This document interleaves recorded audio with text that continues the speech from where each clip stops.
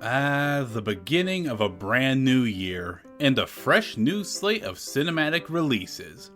But before you head to the theaters or hit that play button, I compiled a list of movies you might want to skip this year, then waste your hard-earned money on it. Trust me on this. Between PR disasters, production nightmares, floundering franchise, and all of the above, these movies will make you wish you spent your time elsewhere.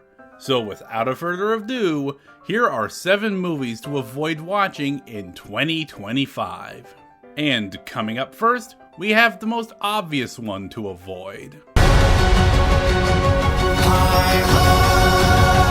With the current era of Disney we live in, which I personally like to call the Disney recession, just never disappoints, does it? 100th anniversary fails, soulless sequels, them finally showing their true colors, and of course, the now floundering live-action remake, which used to be a big moneymaker, but is now just an embarrassment for the company as a whole. At least the sequels were direct-to-video and out of the mainstream.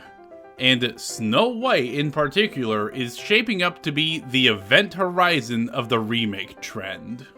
The epitome of every bad quality, aspect, and decision ever made that can go into these movies are basically being made here. Like I said before, I think this was very obvious from the beginning going to be a film I'd recommend avoiding. But what else would you expect from the Disney recession? Do not watch what will undoubtedly be the objectively worst movie on this list. Speaking of remakes, a lot of people are excited for this film because it looks good, the designs look good, people like the original or whatnot. I'm just going to say it, it already looks like a worse version of the original film. And plus, I'm just going to ask it, if you're excited for this movie, why? I know Lilo and Stitch is one of Disney's most beloved properties, but I'm sorry, but if they were this willing to utterly destroy their Renaissance movies as badly as they did in those respective remakes, what honestly makes you think Lilo and Stitch, a post-Renaissance movie, is going to be given any more respect than The Lion King, Aladdin, or even The Little Mermaid did?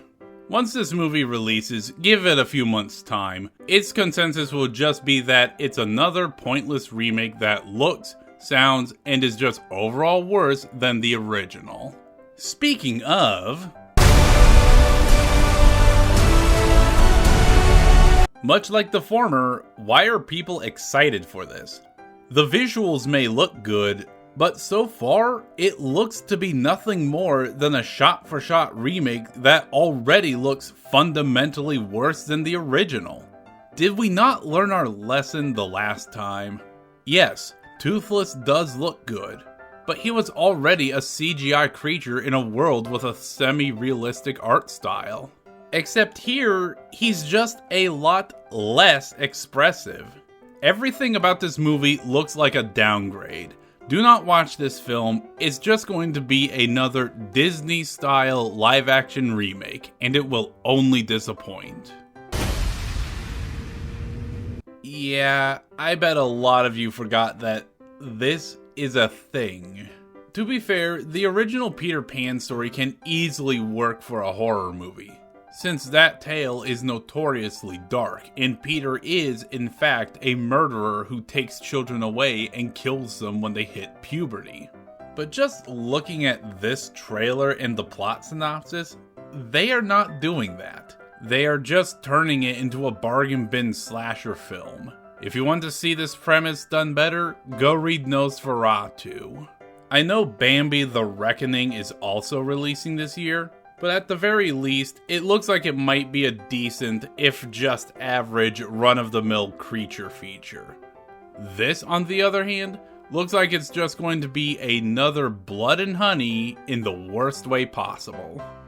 But I'll say this, at least it looks like it'll be a better movie than Peter Pan and Wendy.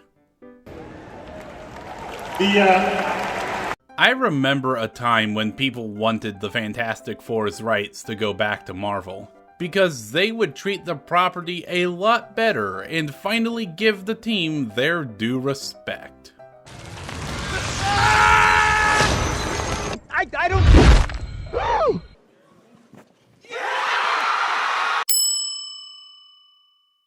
So, yeah, this movie looks like it has the real potential to become the next Eternals.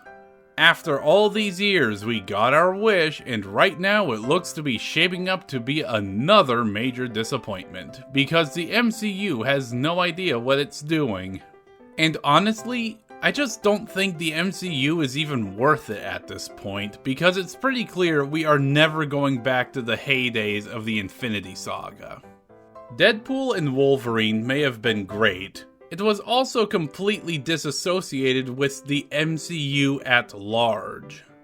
This is an exception to the current status quo, and this will most likely be another victim of the Disney recession. Speaking of the MCU, if Snow White is shaping up to be what kills off the live-action remake, then Captain America: Brave New World is the Snow White equivalent of superhero movies. This film has had a hellish production process, with rewrites, reshoots, the removal and inclusion of new characters, including the Red Hulk, who has absolutely no right to be fighting Falcon. Seriously, this has the same vibes as Black Adam vs. Superman, except it's actually happening. And like other MCU films as of late, it is tied into a streaming show nobody cares about, with a character who has been shoehorned into a mantle that most people agree should have gone to Bucky. This movie is shaping up to be a huge disaster, and I don't want any part of it. And neither should you. If you want a good superhero movie this year, save your money for Superman. And last on the list... Honestly, I could end it right there, but let's just keep going with this. This movie was in production long before Sonic was made, back when video game movies were basically seen and treated like... And just looking at it, I hate to say it, while Jack Black will probably be the best part, the movie just looks soulless. Heck, the main villains are a bunch of mobs from a failed spin-off game. An obvious tie-in back when it was supposed to be released in 2020. So, you've got a movie with designs that range from okay to... that was also originally meant to tie into and promote a failed spin-off that looks soulless as hell. It'll probably make a lot of money, but this is the one I recommend the most avoiding. Now that you know which films to avoid, make sure your 2025 watch list is filled with better picks. There's no shortage of them, and for every bad movie, there is bound to be 10 better ones. And until then, I will see you guys later.